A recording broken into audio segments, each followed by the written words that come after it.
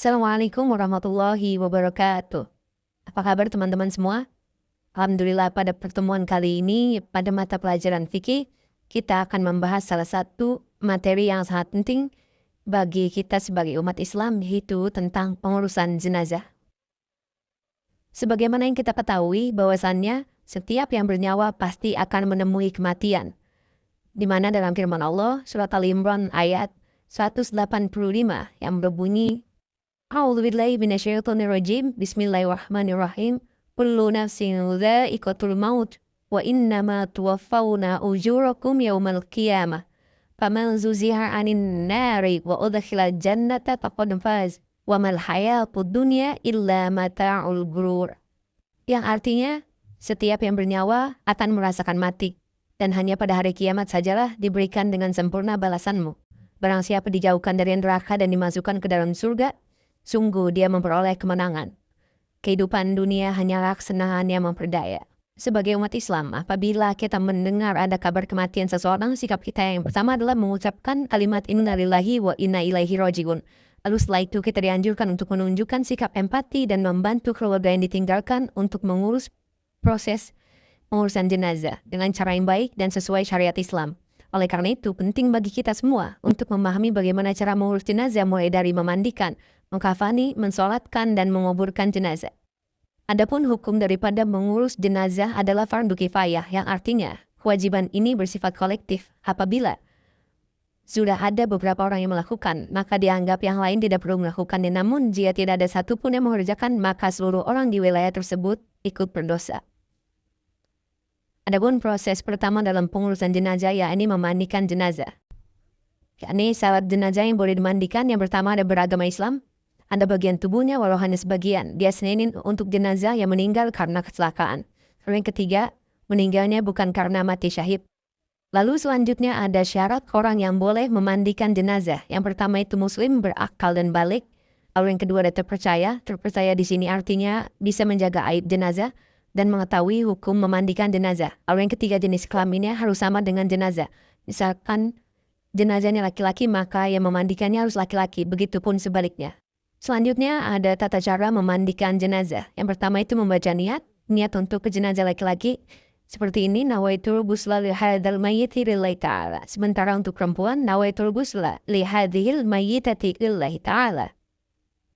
Dan selanjutnya, jenazah dibaringkan di tempat pemandian yang tertutup.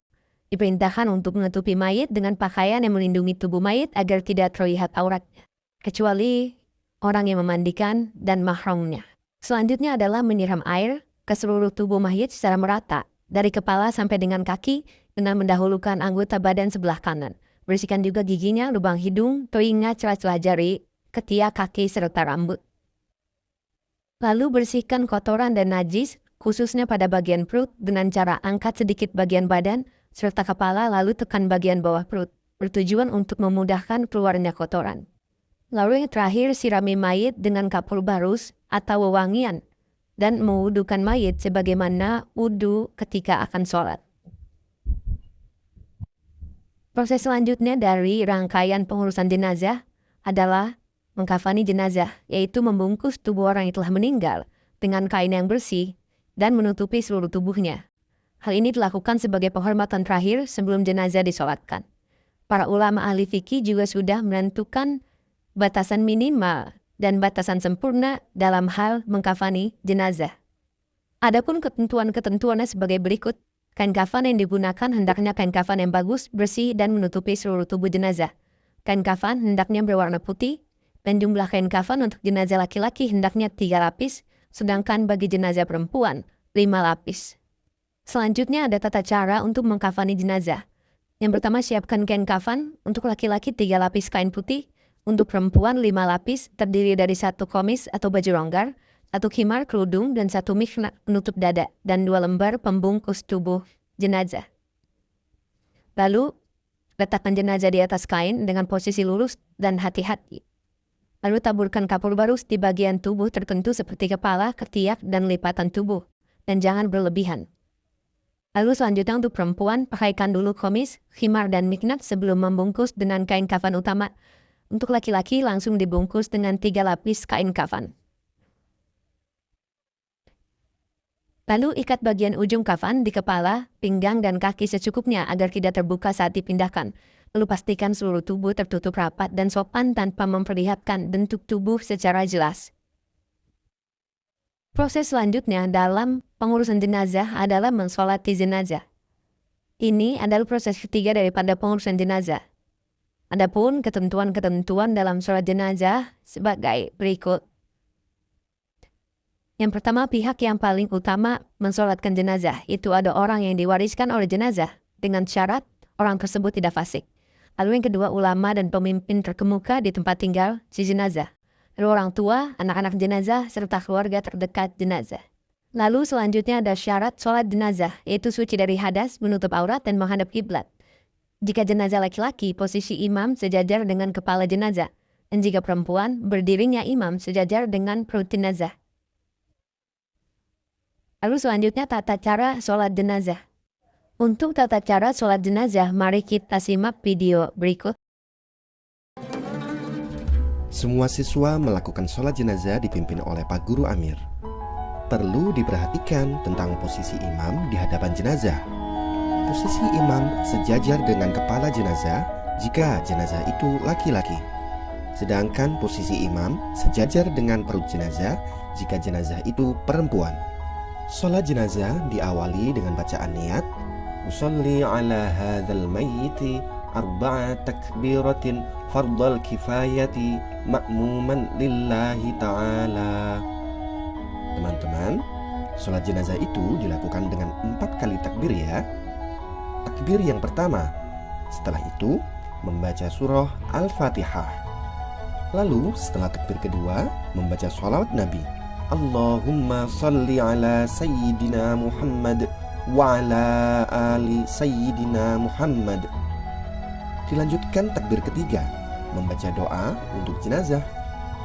Jika jenazah itu laki-laki, doanya Allahumma ghfir lahu warhamhu wa'afihi wa'fu anhu. Sedangkan jika jenazah itu perempuan, doanya Allahumma ghfir laha warhamha wa'afiha wa'fu anha. Takbir yang keempat, membaca doa untuk keluarga jenazah. Jika jenazah itu laki-laki, doanya Allahumma la tahrimna ajrahu wa la taftinna ba'dahu waghfir lana walahu. Sedangkan jika jenazah itu perempuan, doanya Allahumma la tahrimna ajraha wa la taftinna ba'daha waghfir lana walaha. Lalu diakhiri dengan salam. Mudah bukan? Lalu rangkaian terakhir dari proses pengurusan jenazah adalah menguburkan jenazah. Adapun sunnah-sunnah dalam menguburkan jenazah yaitu menyegerakan membawa jenazah ke pemakaman, tapi tetap tenang dan tidak terburu-buru dalam membawa jenazah.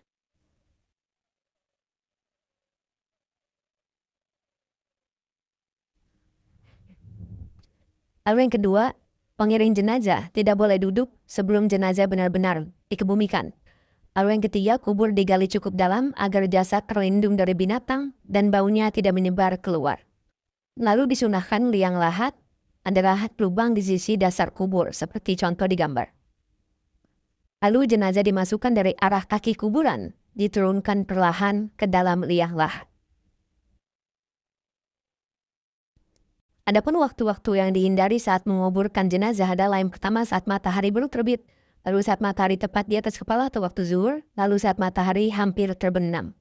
Sementara untuk tata cara menguburkan jenazah, mari kita lihat video berikut ini. Pertama, jenazah diangkat untuk diletakkan dalam kubur. Lakukan secara perlahan. Yang kedua, jenazah dimasukkan ke dalam kubur. Yang ketiga, di dalam liang lahat, jenazah diletakkan dalam posisi miring di atas lambung kanan bagian bawah dan menghadap ke arah kiblat.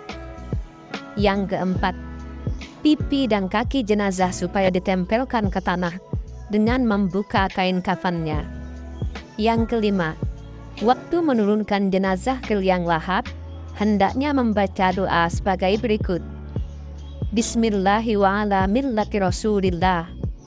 Yang keenam, jenazah diletakkan di dalam rongga liang lahat dan tali temali dilepaskan.